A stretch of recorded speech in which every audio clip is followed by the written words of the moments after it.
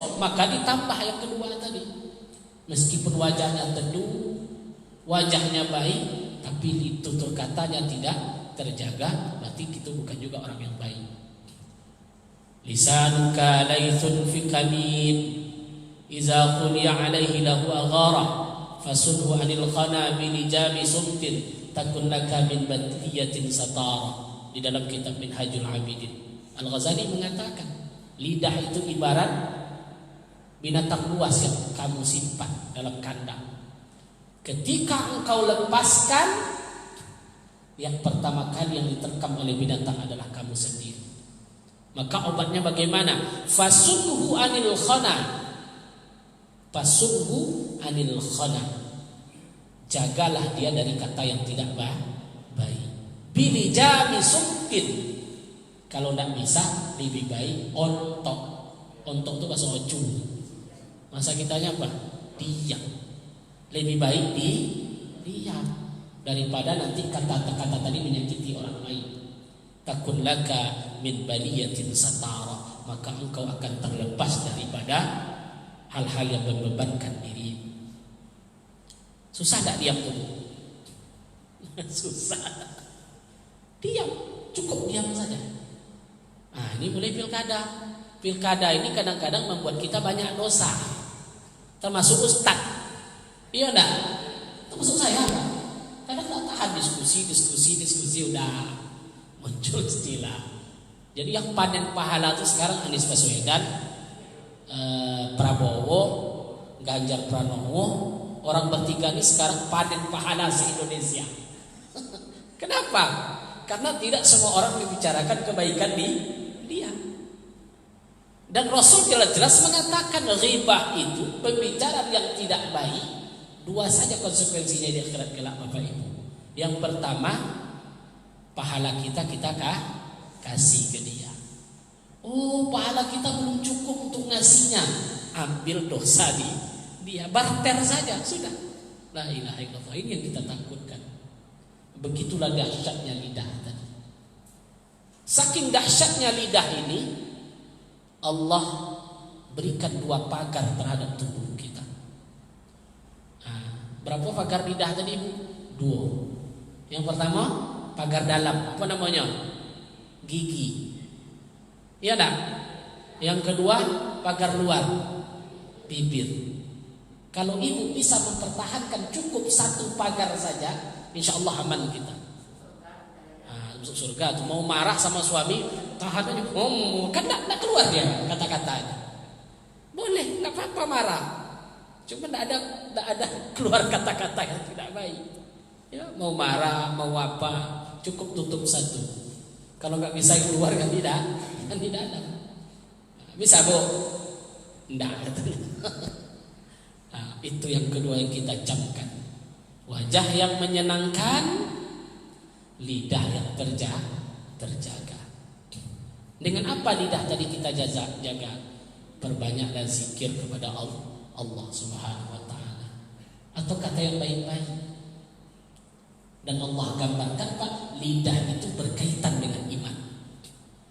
La yu'minu ahadukum man kana yu'minu billahi wal yawmil akhir falyakul khairan aw liyasmut. Kalaulah tingkat iman kaitannya itu luar biasa tingginya, maka lidah tadi berkaitan dengan iman. Apa? Engkau beriman kepada Allah. Kalau kita mengaku beriman kepada Allah, yakul khair, berkatalah yang baik. Kalau tidak bisa, kata Nabi, yasmut, lebih baik diam saja. Gak usah kita banyak komentar, cukup kita diam. Nah, itu yang dua itu.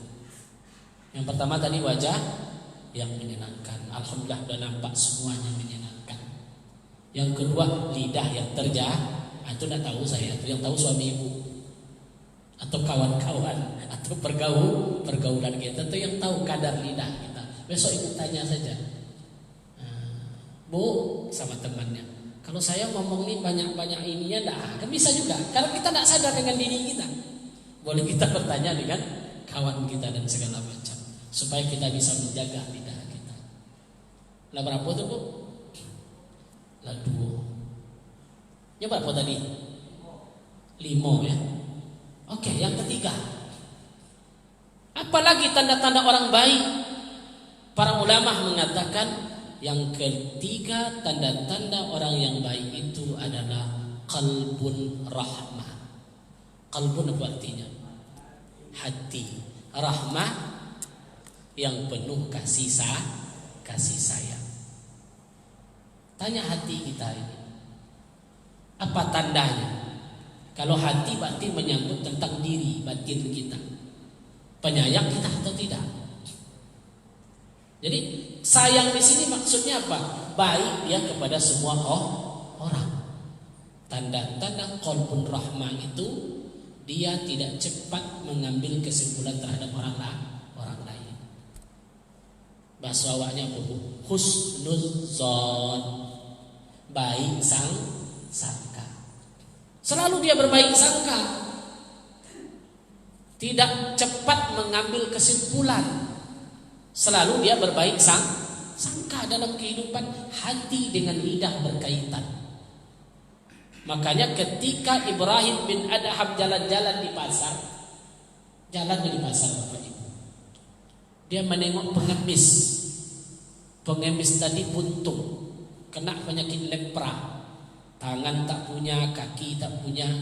Ya diharapkan cuma makan, disuapkan orang pakai roti. Di tengah pasar Baghdad ketika itu, seorang ulama sufi Ibrahim bin Adham, dia perhatikan dari jauh bapak tadi tidak minta uang, tapi dia hanya diam. Ketika dia merasakan sesuatu di mulutnya orang suapkan, itulah yang dia makan. Tapi ketika roti yang kecil itu masuk ke mulutnya, dia mengatakan alhamdulillah hillazi ala ni'amin katsira. Ya Allah, Maha suci, segala puji bagi Engkau ya Allah yang telah memberikan aku nikmat yang besar. Terdengar sama Ibrahim bin Adham, nikmat yang besar. Yang mana nikmat besar itu?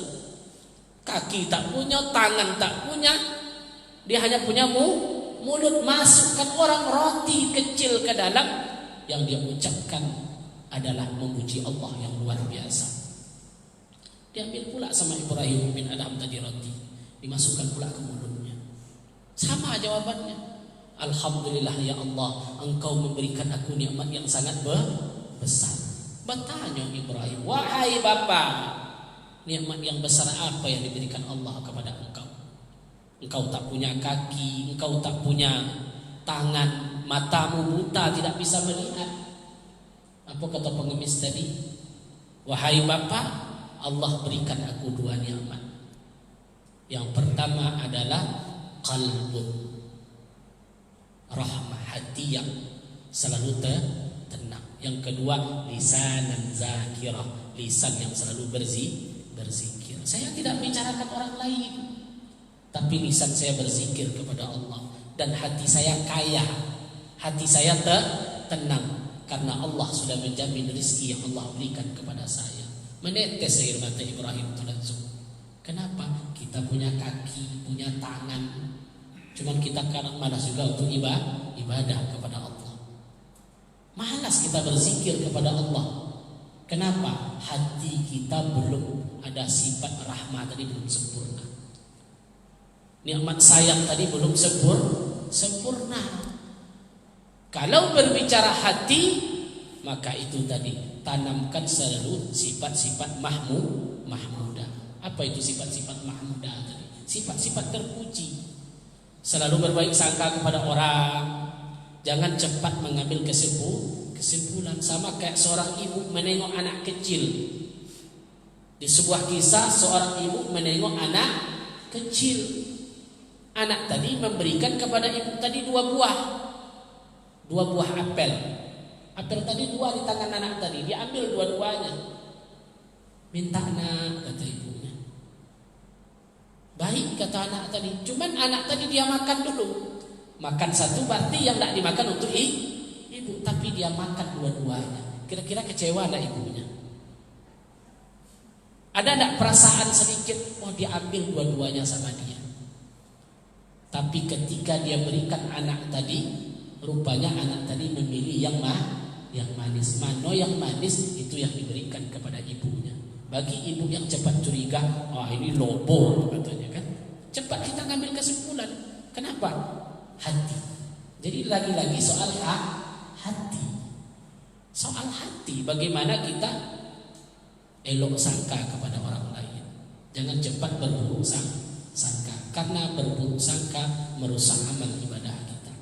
Rusak nanti apa yang, dan hati inilah yang banyak merusak. Jangan sangka amal tadi sempurna kepada Allah, tapi ada penyakit-penyakit yang ada di dalam hati kita. Yang paling bahaya itu apa, Bu? Al-isti'lal bi uyubil khalqi. Penyakit hati yang paling berbahaya adalah sibuk dengan urusan kekurangan orang lain. Itu banyak manusia tuh Bapak Ibu. Al-istighlal bi uyubil khalqi. Terlalu sibuk mengurus kekurangan orang lain, sehingga kita lupa menengok kekurangan kita sendiri. Maka keluar lagu Wali itu kan, gajah apa namanya, semut di sebuah nampak, gajah di perut mata nah nampak. Orang berimpak sedikit salah enggak, deh apa tuh kayu seketik betul impaknya, dia tak berimpak tapi tidak. Terlalu kita sibuk dengan urusan orang lain. Maka orang yang baik itu adalah, Nabi mengatakan, tuba liman sagalat. Beruntunglah orang-orang yang sibuk fi aibi nafsi an uyubin nas. Beruntunglah orang-orang yang sibuk, kata Nabi, dengan aibnya sendiri daripada aib orang lain. Maka kunci tanda-tanda orang baik yang ketiga adalah qalbun rahmah. Apa, Bu? Qalbun rahmah. Ada 3 tuh. Yang pertama, wajah yang menyenangkan. Yang kedua, lidah yang terjaga. Yang ketiga, hati yang penuh kasih sayang. Yang keempat, yadun mufattahah. Apa, Bu? Yadun, apa arti yadun? Tangan. Mufattahah, tangan yang terbuka menolong orang lain. Siapa orang ini? Orang yang PK, melihat sekitar. Karena ada aspek yang masuk dalam tanda orang baik tadi yang sering kita lupakan. Kadang hari ini orang sibuk dengan prestise daripada menengok orang sekelilingnya. Padahal Al-Quran jelas-jelas, sedekah yang baik itu pertama siapa? Orang tua, wal aqrabun, kerabat. Dia memandang sekeliling dia. Kalau dia mampu, maka jelas kaitannya dalam Al-Quran. Dalam Al-Quran Allah jelaskan, duribat alaihimuz zilla wal maskana aina ma tuqifu illa bihablillah, dengan manusia. Maka keterkaitan yadun mufattahah ini adalah faktor horizontal. Wajhul mubasyarah, individu kita, diri kita. Lisanan hafizah, lisanan mahmudah, masih diri kita. Qalbun rahmah, masih diri individu. Berarti ini bukan gambaran orang yang baik. Karena orang yang baik itu orang yang bersuka berjamaah. Jamaah itu bahasa Arab, bahasa kitanya gotong roh. Itu bahasa sederhananya. Nampak du'afa, saudara kita yang miskin, anak yatim yang belum sekolah, yang belum dibayar sekolahnya. Nah, ini termasuk yadun mufattahah, tangan yang terbuka kepada semua orang. Dia tidak milih-milih. Jadi amanah harta yang Allah berikan kepada kita itu tidak semuanya utuh untuk kita, tapi harus berbagi dengan orang lain. Barulah kita rasakan keberkahannya. Karena perjanjian 1 tahun. Bapak perjanjiannya, Bu, cuma 1 tahun dia dapat harta tadi. Jadi Musa mengatakan, Allah janjikan kalian dapat kekayaan dan harta ini cuma 1 tahun. Setelah 1 tahun kalian akan miskin lagi seperti biasa. Maka kata istrinya tadi, Bang, karena kita sudah dikayakan oleh Allah, inilah saatnya kita berbagi. Jadi kerjanya apa, Bu? Memberi makan orang miskin. Kalau tidak salah dulu janjinya 1 tahun. Maka dia ngadu kepada Musa. Musa bermunajat kepada Allah. Allah mengatakan, bagaimana aku tidak memberikan rezeki kepada hambaku, padahal dia tidak lupa dengan orang-orang sekelilingnya. Apa maknanya di sini? Rezeki itu tidak akan berkurang ketika kita berbagi. Dia pasti bertambah dan bertambah. Beda dengan umat Bani Israel.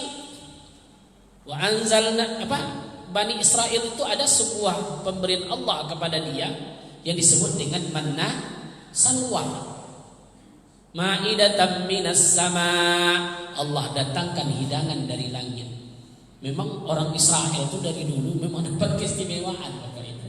Makanya Allah katakan dalam Al-Quran, Ya Bani Israel azkuru ni'mati allati an'amtu alaikum wa anni faddaltukum 'alal 'alamin. Hai Bani Israel, ingat nikmat aku yang aku berikan kepada engkau, kata Allah.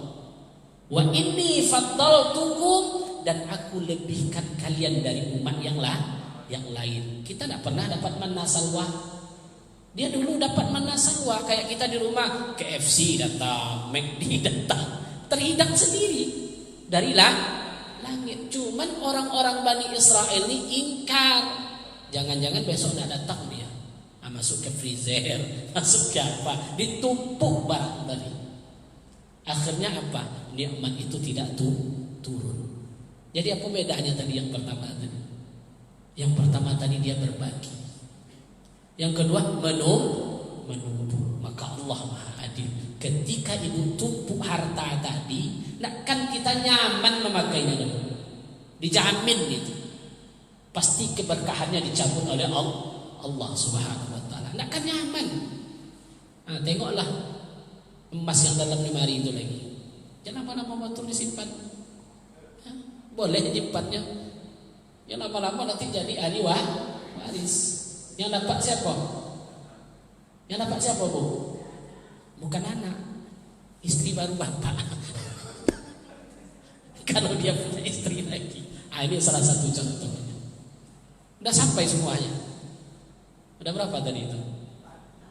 Ya, janjinya berapa tadi? 5 ya. Saya mikirkan yang kelima ini. Yang pertama tadi wajah yang berbasyarah, yang menyenangkan. Yang kedua lidah yang terjaga. Yang ketiga hati yang penuh dengan kasih sayang. Yang keempat tangan yang terbuka. Yang kelima itu penyakit. Apa itu? Sadrul mufattahah, dada yang lapang. Paham maksud dada yang lapang? Dia sabar dalam setiap kehidupan. Sama anak sabar, sama suami tidak sabar. Itu tidak betul tuh. Berarti kita belum masuk orang yang baik. Tapi dia selalu sabar dalam setiap kehidupannya. Lapang dada. Maka Rasul mengatakan, ketika engkau marah, ambil wudu. Enggak mau juga ambil wudu, mandi, supaya dada kita inilah lapang. Rabbi shrah li sadri, ya Allah, lapangkanlah dadaku. Sebab dada yang sempit itu cepat yang ambil kesimpulan, Bapak Ibu. Enggak nyaman. Ya. Apa contoh dada yang tidak lapang tadi? Mau tahu Ibu contoh dada yang tidak lapang tadi? Orang buat rumah baru dia stres. Itu bukan sadrul mufattahah. Itu bukan dada yang lapang.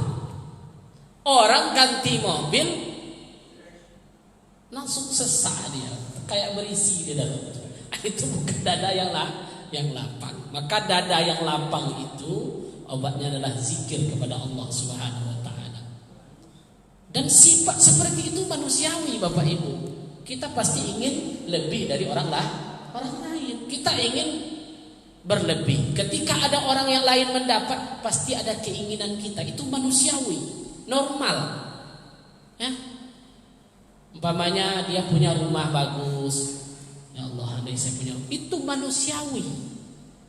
Tapi jangan sampai dia keluar. Ketika rasa-rasa itu datang, astagfirullahaladzim, ya Allah. Astagfirullah, diperlapang dada kita tadi. Ya, dilapangkan dada kita. Orang yang berlapang dada akan hilang sifat emosinya. Karena ini puncaknya ini. Orang yang dadanya lapang akan selalu dia berusaha senyum dalam setiap keadaan. Dia tidak nengokkan panik. Dia sabar. Orang yang lapang dada, kata-katanya akan terjaga. Ya, kalau somping dada itu keluar sumpah serapah, tidak terkontrol lagi kata-kata. Orang yang satrun mufattaha, yang lapang dadanya, akan muncul hati yang penuh kasih sayang. Dia tidak cepat membenci orang lain. Orang yang lapang dada akan mudah dia menolong orang lain. Maka yang kelima tadi, hasil dari apa yang kita lakukan tadi membuat kita menjadi tenang. Itu yang disebut dengan mutmainnah, ketenangan batin. Apapun keadaan dia tenang. Tidak ada jadi masalah. Apapun keadaan dia tenang. Maka Al-Quran tadi mengatakan apa? Allazina amanu yatma'inna qulubuhum bizikrillah, ala bizikrillah tatma'innul qulub. Orang-orang yang beriman kepada Allah, dia akan tenang hatinya. Kenapa? Ala bizikrillah tatma'innul qulub. Ingat, dengan zikir kepada Allah dapat menenangkan hati. Jadi siap kita laksanakan yang 5 tadi Bapak Ibu? Insya Allah. Yang pertama tadi, wajah yang menyenangkan, selalulah tersenyum setiap keadaan. Yang kedua,